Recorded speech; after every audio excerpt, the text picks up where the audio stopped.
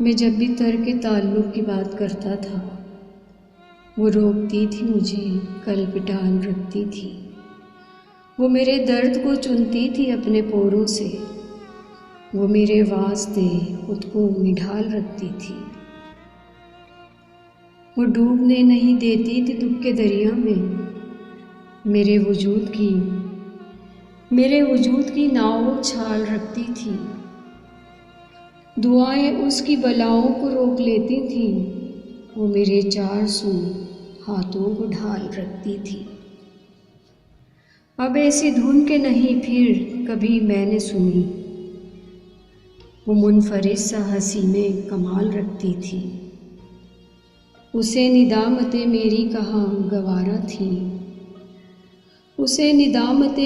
کہاں گوارا تھیں، وہ میرے واسطے آساں سوال رکھتی تھی۔ بچھڑ کے اس سے میں دنیا کی